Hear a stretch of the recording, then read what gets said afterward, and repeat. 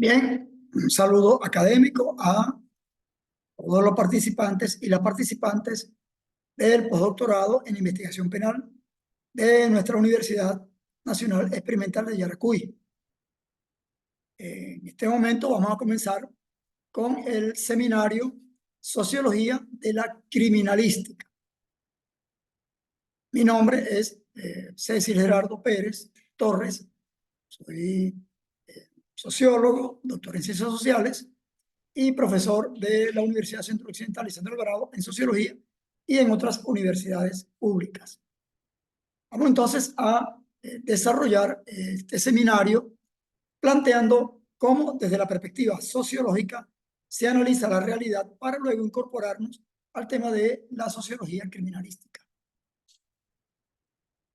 Y para ello vamos a tomar en consideración una frase de Carlos Marx, quien planteaba el análisis de la realidad desde una perspectiva multidimensional.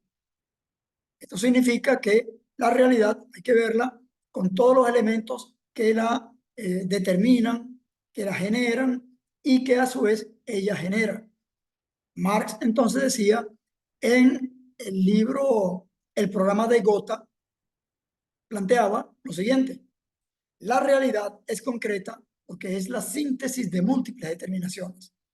Es por lo tanto unidad de lo múltiple y ello significa que para conocer de manera profunda, amplia, total a la realidad, bien sea esta económica, política, social, cultural, ecológica, administrativa, jurídica, gerencial, hay que conocer todo lo que rodea a esa realidad en virtud de que ella, es decir, la realidad, es multicausada y multiconsecuencial. De allí que se explique de esa manera la aproximación a la sociología de los hechos criminales desde una óptica multidimensional que va más allá de lo jurídico.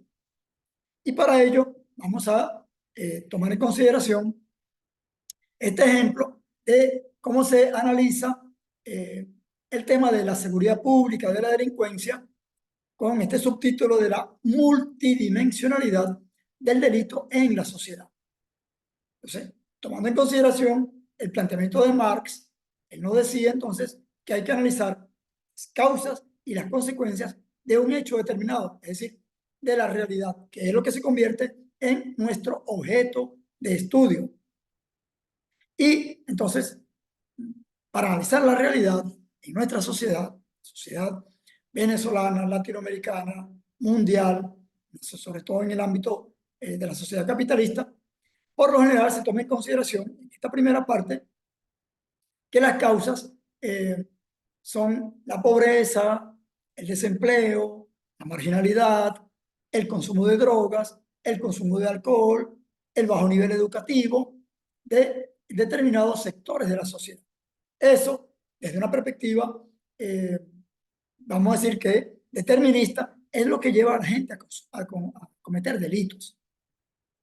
Pero eso sería una visión simplista o una visión de los delitos, sobre todo esos delitos violentos, que son los que generan más temor, ¿no?, en la sociedad. Son los delitos, por ejemplo, como los homicidios, las violaciones, atracos, ¿no?, que tienen que ver con un impacto directo en la sociedad venezolana. Sin embargo, también hay que tomar en consideración otras causas que también llevan a determinados grupos, sectores o personas a cometer delitos. Uno es la ambición desmedida. Todos tenemos ambiciones, todos debemos tener ambiciones, pero una cosa es la ambición hacia el logro y otra cosa es la ambición desmedida, es decir, tratar de lograr lo que yo quiero, tratar de obtener lo que queremos sin tomar en consideración ningún otro elemento, sin escrúpulo alguno. Esa es la ambición desmedida. También tenemos el caso de los antivalores que puede haber en determinadas personas o en determinados grupos sociales. Los antivalores sociales que van en contra precisamente de la vida social. La falta de ética y el individualismo o el egocentrismo. Estos temas en particular también inciden de una manera determinante en la comisión de delitos y en la generación de múltiples situaciones delictivas en nuestra sociedad. Voy a poner aquí solamente para ejemplificar esta última parte, cómo en nuestro país, en Venezuela, hemos tenido personas que sin ser pobres, sin ser desempleados, sin ser marginales, sin tener, diríamos, rasgos de consumo de droga o de bajo nivel educativo, inciden en la comisión de delitos. Hemos tenido presidentes de la República. El caso de la crisis financiera en Venezuela en el año 1994, donde 17 bancos privados, los más grandes del país, sus accionistas, sus propietarios, incurrieron en una estafa general, en un robo descarado a los dineros públicos y a los dineros de los ahorristas. Entonces, esos banqueros no eran pobres, ni desempleados, ni marginales, ni tenían bajo nivel educativo. Recientemente, un vicepresidente de la República en Venezuela también fue ministro, presidente de PDVSA, ¿no? Incurrió en una enorme situación que lo llevó a él, que con otros ministros, jueces, etcétera, a estar investigados y muchos de ellos detenidos por ser imputados por corrupción administrativa. Y mucho más recientemente hubo una cuestión viralizada en lo que llaman las redes sociales. Recuerden, una juez del estado Zulia que le indicaba a sus trabajadores cómo tenían que hacer para obtener dinero de los clientes, de los clientes. Imagínense ustedes. Igualmente, fiscales del Ministerio Público, gente de alto nivel en los cuerpos de seguridad, defensores públicos, gente vinculada al tema de la administración de justicia, ¿no?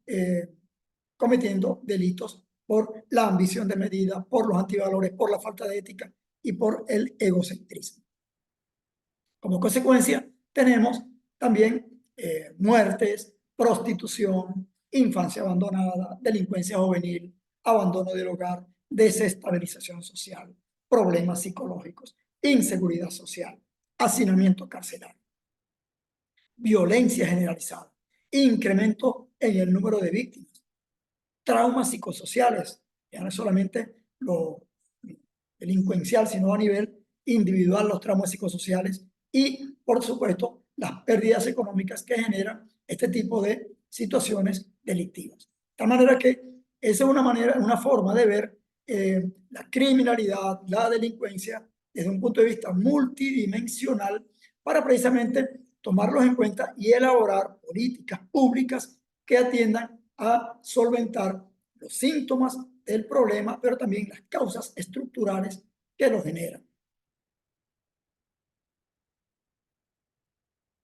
Ahora bien, nosotros tenemos, desde la perspectiva de la sociología, que analizar en qué tipo de sociedad estamos para poder entonces desarrollar las políticas públicas que puedan atacar los problemas.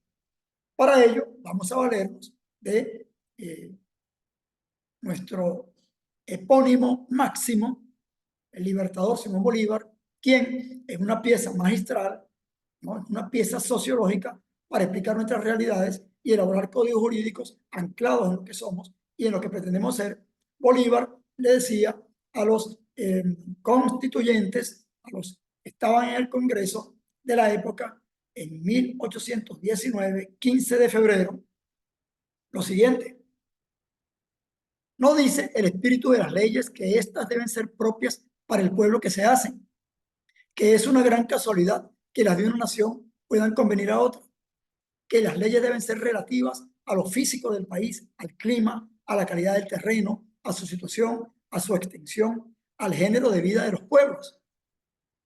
Referirse al grado de libertad que la Constitución puede sufrir, a la religión de los habitantes, a sus inclinaciones, a sus riquezas, a su número, a su comercio, a sus costumbres, a sus modales, es decir, lo que somos nosotros. Y entonces culminaba el Libertador diciendo: he aquí el código que debíamos consultar y no el de Washington. Es decir, no hacer, como decía después José Carlos Mariátegui, el pensador peruano, no hacer copia ni calco, sino hacer de nuestras realidades el estudio propio para generar nuestras propias políticas e ideas. Luego, decía Bolívar, la naturaleza hace a los hombres desiguales en genio, temperamento, fuerzas y caracteres. Las leyes corrigen esta diferencia porque colocan al individuo en la sociedad para que la educación, la industria, las artes, los servicios, las virtudes le den una igualdad ficticia propiamente llamada política y social. De allí una pieza magistral del libertador Simón Bolívar para entonces analizar lo que nosotros debemos hacer en nuestras sociedades. Ahora, desde la perspectiva entonces, del tema que nos tiene acá, la sociología de la criminalística, debemos decir entonces que la sociología criminal es la rama de la sociología general que estudia el delito como una conducta desviada, sus causas, formas, desarrollo, efectos y su relación con otros hechos sociales, para poder detectar conductas que pueden ser delictivas. También como expresión de una sociedad clasista, consumista, que puede llegar a ser criminógena. Es decir, la propia sociedad nuestra, clasista, capitalista, puede tener en su germen el crimen por inducir a mucha gente a que debe lograr cosas sin importar la manera como lo logren. Y eso entonces puede generar una sociedad criminógena. Es decir, la sociología criminal analiza el fenómeno de la criminalidad como una manifestación social de forma integral, desde su origen y evolución hasta su impacto y relación con otros fenómenos sociales. Enrico Ferri, pensador europeo, considera que es necesario estudiar al delincuente desde un punto de vista antropológico y psicológico, no solamente al delincuente, la delincuencia como fenómeno social. Y nosotros entonces debemos agregar lo social y lo económico. Y Luis Garrido estima muy acertadamente que a la sociología criminal le corresponde investigar la gestación y desarrollo del delito. ¿Sí? Cómo se inicia, cómo se origina, cómo se desarrolla, relacionándolo a su vez con los factores y productos colectivos en cuanto lo condicionan y le toca precisar los efectos que a su vez produzca el delito, tanto estructurales como en la dinámica social. La sociología criminal entonces contiene el estudio estático y dinámico del conjunto de los hechos criminales de la sociedad humana, incluyendo diferentes edades, sexos, condiciones políticas, sociales, económicas, familiares y de salud, relaciones ecológicas, interacciones delictuosas de individuos o de grupos, así como las conexiones con hechos no criminales. El estudio de las regularidades observadas en la acción de causas endógenas y exógenas de la criminalidad, la evolución, variaciones y desarrollo de la delincuencia, de sus causas y de sus efectos. Vemos entonces acá como Luis Garrido sintetiza de una manera también magistral lo que es la sociología criminal y todos los elementos que ella involucra. Ahora bien, para adentrarnos en el programa analítico del seminario, vamos a tomar en consideración entonces los objetivos que tenemos propuestos. En primer lugar, que los y las participantes contextualicen desde una perspectiva teórica histórica la cuestión de la relación entre la sociedad, el delito, el sistema penal y los derechos humanos a lo largo del siglo XX. En segundo lugar, que los y las participantes puedan identificar, reconocer, describir y analizar las distintas corrientes que han nutrido el pensamiento criminológico del siglo XX, sopesando los aportes de las disciplinas conexas, es decir, el derecho, la sociología, la antropología, la economía y la psicología. Eso tiene que ver entonces con lo transdisciplinario de este programa analítico de la sociología criminalística. Y en tercer lugar, que los participantes y las participantes adquieren herramientas para promover debates informados sobre temas de la agenda pública, la seguridad pública, la inseguridad, las modificaciones legislativas necesarias, las políticas penales, la imputabilidad de las personas, el tema de los menores de edad, el tema del género en el ámbito de los delitos, la criminalización y la despenalización de las conductas, etcétera, o entre tantos otros temas que podemos desarrollar. Para ello, para lograr o cubrir esos objetivos, entonces vamos a tener en la primera unidad, vamos a desarrollar la relación de la sociedad con el delito. Ya nos adentramos un poco en ello y para el contenido vamos a ver entonces la iluminación sociológica en la relación de la sociedad con el delito, de la norma a la anomia. Recordemos que hay un autor llamado Durkheim, sociólogo, un sociólogo estructuralista, que plantea el tema del pasaje de lo normal a lo patológico y el modelo de la solidaridad orgánica. Vamos también a tratar el tema del delito, su castigo y la conciencia colectiva, del delincuente al desviado social. Y el autor Tarde, que trataba el tema de la sociología criminal y el derecho penal, la tensión entre la estructura social y la estructura cultural. Y para ello nos vamos a valer de una bibliografía que está allí. Vamos a enviar por la página, como son los autores Emilio Durkheim, Gabriel Tarde, Malinowski y entre otros autores para tratar esta primera unidad. En la segunda unidad vamos a tratar el tema de la sociología del conflicto, con algunos autores contradictorios, contrapuestos, pero que nos van a permitir profundizar en este tema clave para el desarrollo de nuestra sociedad.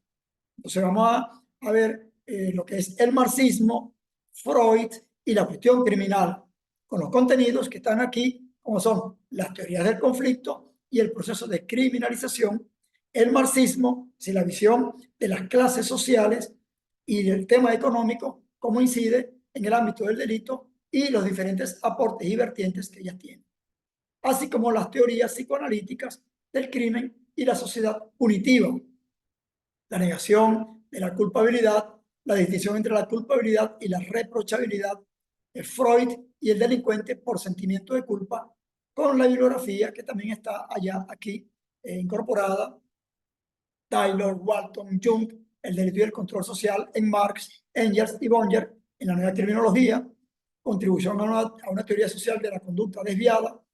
Luego vamos a analizar Luigi, Solo, Danilo, el tema de marxismo y cuestión criminal en la revista Delito y Sociedad del año 1994, no por ser un poco antigua, deja de estar desactualizada.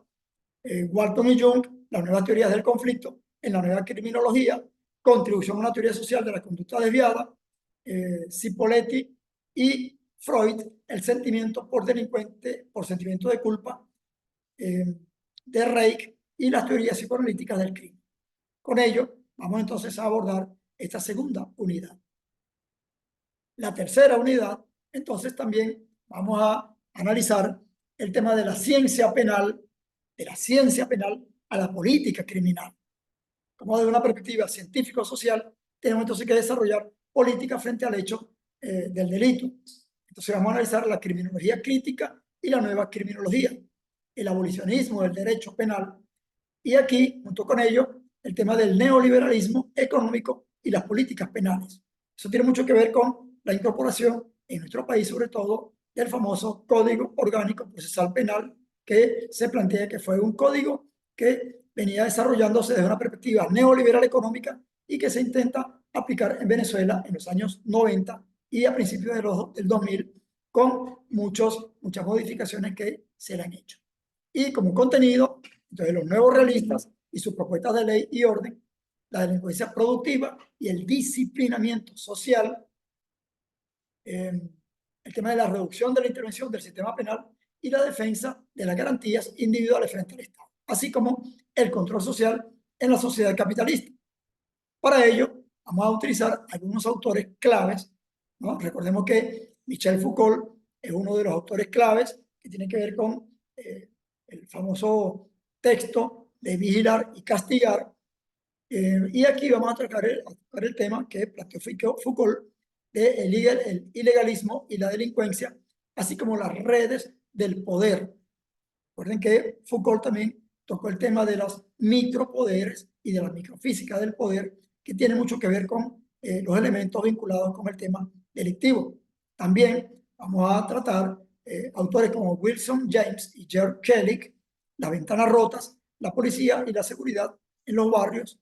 Este es un tema de la sociedad argentina en la revista El Delito y Sociedad, así como Christine Hills, Los límites del dolor de la sociedad mexicana. También Luigi Ferraioli, que es teórico del derecho penal, donde él nos hablaba del derecho penal mínimo en la revista Poder y Control. Con esto entonces abordaremos esta tercera unidad. Y para la cuarta unidad, ¿no? Tratando de abordar lo máximo posible estos temas, incorporamos el de los elementos emergentes, diríamos contemporáneos, en la sociología del delito. Allí entonces vamos a tratar el tema del dispositivo de temor y control, el régimen punitivo, la mutación del gobierno del delito, el delito o las conflictividades sociales, el delito y los sectores sociales, el feminicidio, los delitos de odio. Luego vamos a tocar el tema de la invención de la inseguridad, como el tema de la seguridad muchas veces se ha convertido en un tema de carácter político, de carácter mediático, para generar pánico o temores adicionales en la sociedad. El microdelito juvenil, como la punta del iceberg, la pobreza, la brecha social y el desencanto, así como la fragmentación social. Por supuesto, tenemos que tocar el tema del delito, las policías, las cárceles y lo que llaman las economías ilegales. Entonces aquí vamos a tratar el tema vinculado con la represión al delito y todas las desviaciones que ello ha generado.